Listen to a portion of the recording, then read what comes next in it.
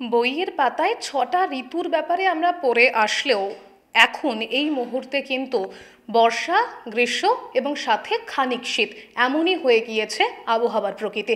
এবং যে কোনো সিজন চেঞ্জের সময়, বিশেষ করে শীতের শুরুটাতে যেমন সর্দি কাশি জ্বর আমরা দেখে থাকি, তার সাথে সাথে কিন্তু ফুসফুসের সংক্রমণের সম্ভাবনাও প্রবল থাকে।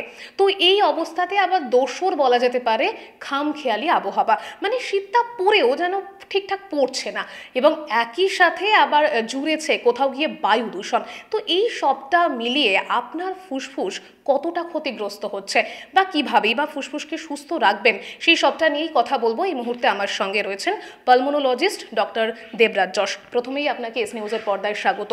শুরুতেই যে বিষয়টা জানতে চাইবো, বললাম শীতের শুরু, এই সময়টা ফুসফুসের সংক্রমণের সম্ভাবনা কতটা থাকে, কেনই বা থাকে, সেটা যদি বলেন।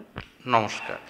তো যেটা আপনি মানে সঠিকভাবেই বলেছেন যে শীতকালের শুরুর দিকে, বিশেষত শীতকাল পড়াকালীনের থেকেও শীতকাল যখন আবহাওয়াটা পরিবর্তন হচ্ছে, এখন তো আমরা সবাই জানি একটা ট্রানজিশনের মধ্যে দিয়ে যাচ্ছি। মানে দুপুরবেলার দিকটা গরম লাগছে, যারা রাত্রিবেলা একটু গভীর রাতে ঠান্ডা পড়ছে বা ভোরের দিকটায় ঠান্ডা পড়ছে। তো এই সময় কেন সর্দি কাশি বেশি হয়? প্রধানত দুটো কারণে। এক নম্বর, আপনারা দিল্লির ঘটনা থেকেই জানেন এই সময় বাতাসে ধুলোকণার পরিমাণ অনেক বেশি থাকে, পলিউশনের মাত্রা, এবং সেটা দেখা গেছে সাধারণভাবে যে কোনো ভাইরাস ঘটিত সংক্রমণ যেগুলো, সেগুলোর মাত্রাকে অনেক বাড়িয়ে দেয়। মানে ভাইরাসগুলো এই সময় অতি সক্রিয় থাকে।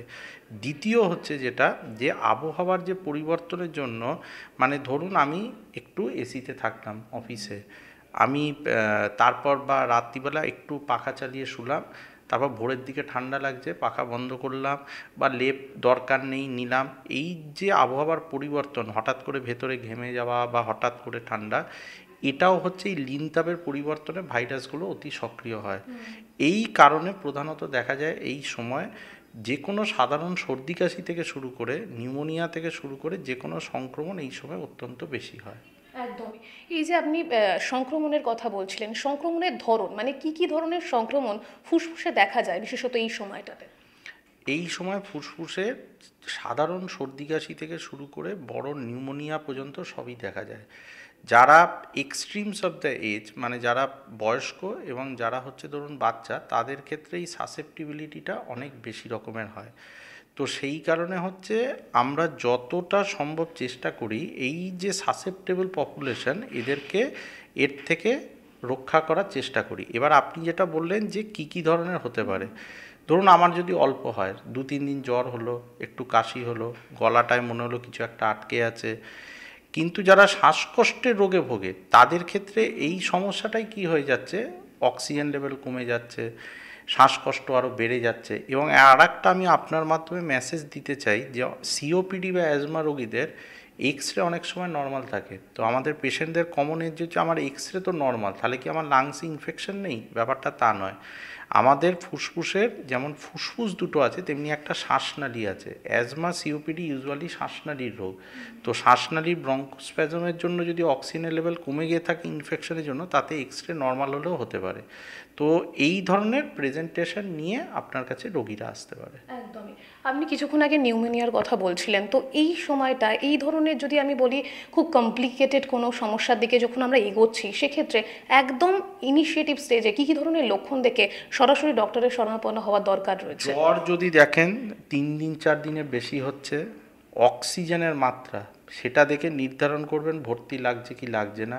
যখন ব্লাড টেস্ট করাচ্ছেন, সিআরপির যে লেভেল সেটা যদি খুব বেশি থাকে। এবং আর একটা যেটা আমি আপনাদের বলতে চাই, যে কখনোই যাই হোক ওভার দ্য কাউন্টার অ্যান্টিবায়োটিক এগুলো নেবেন না। তাহলে কি কি আপনাকে মেসেজ, 3 দিনের বেশি যদি জ্বর থাকে, অক্সিজেনের লেভেল যদি খুব কমে গিয়ে থাকে, অত্যন্ত যদি চড়া জ্বর পারসিস্ট করে, এছাড়াও একটা নিউমোনিয়ার ইন্ডেক্স বলে কার্ভ 65, মানে কনফিউশন, জানে বয়স্ক মানুষ উল্টোপাল্টা ঝিমিয়ে পড়ছে, শরীরে লবণের তারতম্য হচ্ছে, ইউ মানে ইউরিয়া, ব্লাড ইউরিয়া নাইট্রোজেন যেটাকে বলা হয়, আর মানে রেসপিরেশন রেট, মানে আমরা মিনিটে 14 থেকে 18 বার শ্বাস নিই, সেটা যদি হাঁপাচ্ছে খুব দেখতে পাচ্ছেন।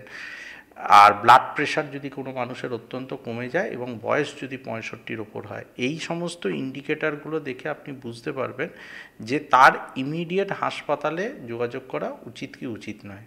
ইন জেনারেল 3-4 দিনের ভিতরে চড়া জ্বর যদি থাকে অবশ্যই লোকাল ডাক্তারবাবুকে দেখান। অক্সিজেন লেভেল যদি নর্মাল রোগী যাদের কোনো শ্বাসকষ্টের সমস্যা নেই তার যদি 92-এর নিচে হয়, অথবা যার শ্বাসকষ্টেরও সমস্যা রয়েছে 88 নিচে হয়, ইমিডিয়েট হসপিটালে আসতে হবে। একদম। আমি শুরুতেই বলছিলাম যে আবহাওয়ার খামখেয়ালিপনা, মানে শীতকালেও আমরা দেখেছি যতদিনই থাকে তার মাঝে হঠাৎ করে আবার গরম লাগছে, সোয়েটার পরতে লাগছে না, আবার কোনোদিন খুব ঠান্ডা লাগছে।